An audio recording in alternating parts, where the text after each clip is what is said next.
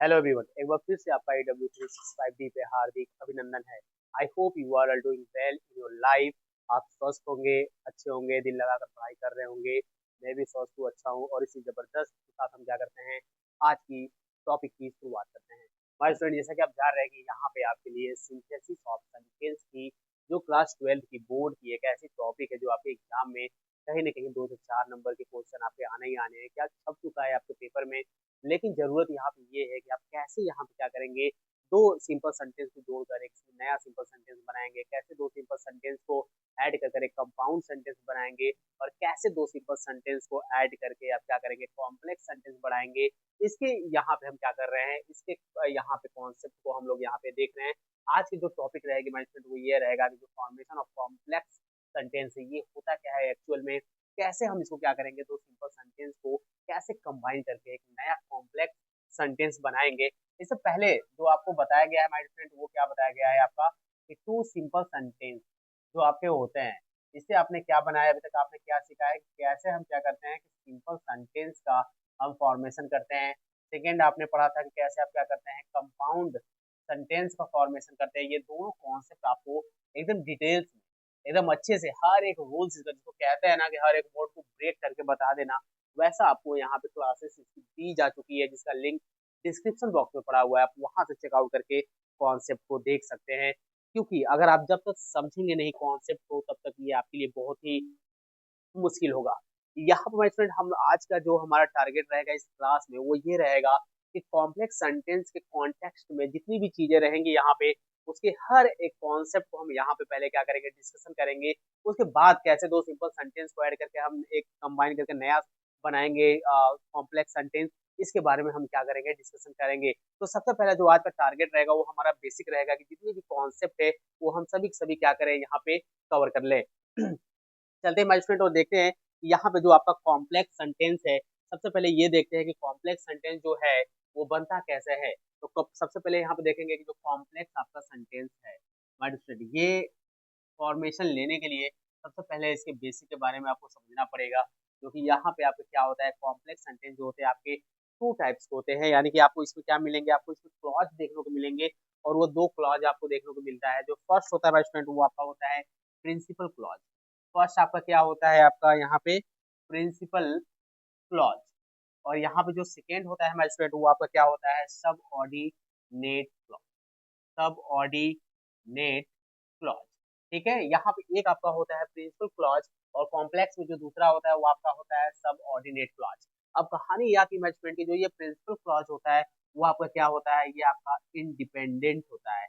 Independent होता है, एकदम अच्छे से नोट्स बनाते जाइएगा हमारे स्टूडेंट, क्योंकि यहाँ पे एक बार कॉन्सेप्ट जो आपको लिख के बता दिया जाएगा ना, आपको कहीं पर लिखा लिखाया भी आ जाएगा, तब भी इस तरह से सबमिट कर कहाँ से कॉन्सेप्ट को लिंक करना है बच्चों के सामने, ये जल्दी नहीं हो पाता है हमारे स्टूडेंट। और यहाँ पे W365D आपके साथ जुड़ा है, तो आपके साथ लगातार मेहनत करता जा रहा है, और आपके सामने कॉन्सेप्ट जो आ रही है हर एक ग्रामर की, वो लगभग आपके विद इन 1 मंथ आपकी जो बोर्ड की टॉपिक है वो भी कंप्लीट हो जाएगी। और जो बच्चे प्रिपरेशन कर रहे हैं फाउंडेशन बैच का, उनका भी क्या हो जाएगा, यहाँ पे कंप्लीट हो जाएगा। ये होता है इंडिपेंडेंट। और सबऑर्डिनेट क्लॉज क्या होता है, ये होता है डिपेंडेंट। ये होता है डिपेंडेंट होता है, यानी कि ये क्या होता है, डिपेंड रहता है इस पे, आपका प्रिंसिपल क्लॉज पे। यानी प्रिंसिपल जो क्लॉज होता है वो स्वतंत्र होता है, इंडिपेंडेंट होता है। और जो सब ऑर्डिनेट क्लॉज होता है वो क्या होता है, डिपेंडेंट होता है। और सब ऑर्डिनेट क्लॉज किस पे डिपेंड रहेगा हमारे डियर स्टूडेंट, तो सब ऑर्डिनेट क्लॉज डिपेंड रहता है, ये लिखते जाइए जो मैं आपको बोल रहा हूँ। सब ऑर्डिनेट क्लॉज डिपेंड रहता है आपके प्रिंसिपल क्लॉज। सबऑर्डिनेट क्लॉज जो आपका रहता है वो किस पे डिपेंड रहता है, आपके प्रिंसिपल क्लॉज पे डिपेंड रहता है। और जो आपके सबऑर्डिनेट क्लॉज होते हैं हमारे स्टूडेंट, ये आपके क्या होते हैं, ये आपके थ्री टाइप्स के होते हैं। ये आपके थ्री टाइप्स के होते हैं, जिसको आपको जानना बहुत ही जरूरी है, क्योंकि इन्हीं का यूज करके हम क्या करेंगे, दो सिंपल सेंटेंस को मिलाकर, ठीक है, एक नया जो कॉम्प्लेक्स सेंटेंस हम बनाएंगे।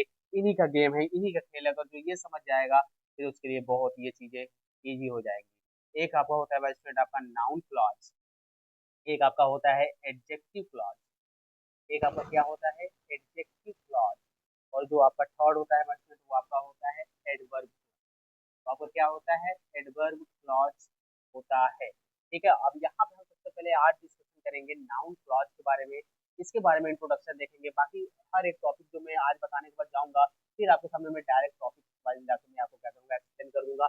और ये आपकी टॉपिक कंप्लीट हो जाएगी। यानी कि आपको फॉर्मेशन ऑफ कॉम्प्लेक्स सेंटेंस में आपको सबऑर्डिनेट क्लॉज में आपको नाउन क्लॉज समझना जरूरी है, एडजेक्टिव क्लॉज समझना जरूरी है, एडवर्ब क्लॉज समझना जरूरी है। और उससे पहले सबसे पहले हम ये देख लेते हैं हमारा जो सबऑर्डिनेट क्लॉज होते हैं वो होते कौन कौन, वो होते कौन कौन से हैं। तो यहाँ पे मैंने आपके सामने जो यहाँ पे लिखा हुआ है, आप इसका एक प्रॉपर सा एक नोट्स बनाएंगे। यहाँ पे देखिए सबऑर्डिनेट कंजंक्शन जो आपके होते हैं वहाँ पे कौन होते हैं, who, where, which, how, why, that, whose, where, what, as soon as, no sooner did, and no sooner than, so that, if, unless, as, because, as dot dot so. आप देखते हैं ये डिग्री में आपका यूज हुआ बहुत बार, so dot dot as, ये भी आपका यूज हुआ था पॉजिटिव डिग्री में, आपको याद होगा।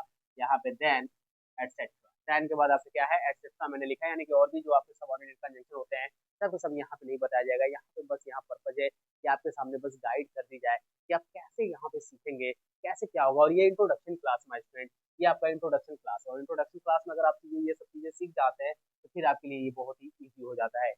जो नाउन क्लॉज होते हैं हमारे स्टूडेंट वो आपके कौन कौन से होते हैं जरा उसको आप देख लीजिए। वो आपका होता है हु, वेयर, हु का मतलब होता है कौन, वेयर का मतलब होता है कहाँ, विच का मतलब होता है जो, हाउ का मतलब होता है कैसे, वाई का मतलब होता है क्यों, वेन का मतलब होता है जब या कब, whom का मतलब होता है किसको, किसका किसकी किसको, दैट का मतलब होता है कि, एंड वेदर, और इफ का मतलब होता है यदि। ये आपके क्या होते हैं, ये आपके नाउन क्लॉज होते हैं। और ये जो नाउन क्लॉज है, ये जितने भी आप वर्ड देख रहे हैं सबऑर्डिनेट कंजंक्शन, ये क्या होंगे, इनके ऊपर क्या होते हैं, डिपेंडेंट होते हैं। इनके ऊपर क्या रहेंगे, ये डिपेंडेंट रहेंगे।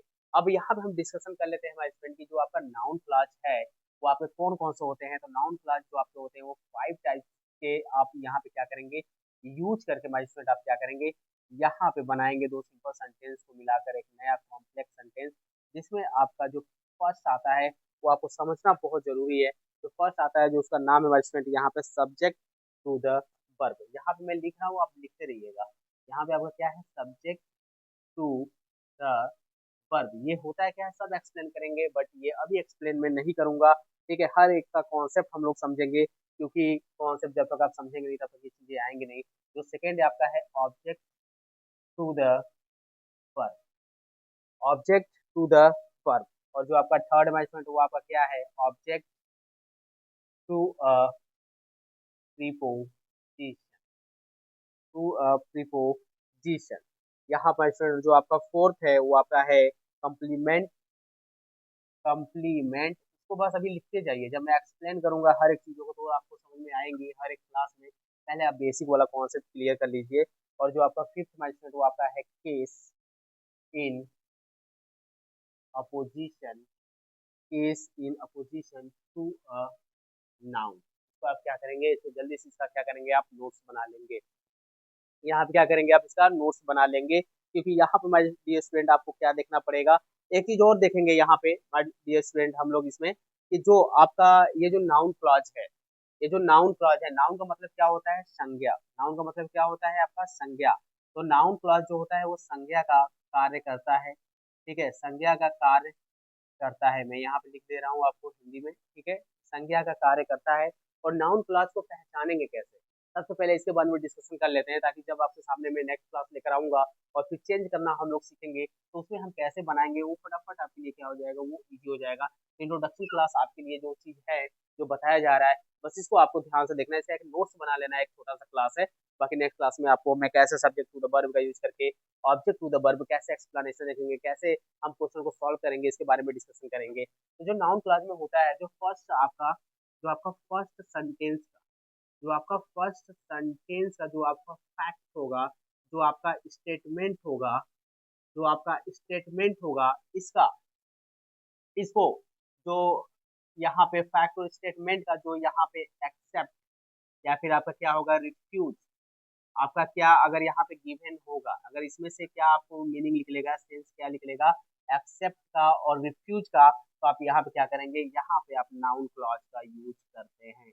यहाँ पे आप नाउन क्लॉज का यूज करते हैं। एक छोटा सा ये आपके लिए कॉन्सेप्ट है, यानी कि पहले सेंटेंस के में अगर फैक्ट और स्टेटमेंट गिवन होगा और उसका दूसरे स्टेटमेंट में एक्सेप्ट या फिर रिफ्यूज का वहां पे क्या होगा, यहाँ पे सेंस आएगा, मीनिंग वहां पे निकल के, मीनिंग नहीं कह सकते, सेंस या फिर भाव उत्पन्न होके आएगा, तो आप वहां पे नाउन क्लॉज का यूज करेंगे।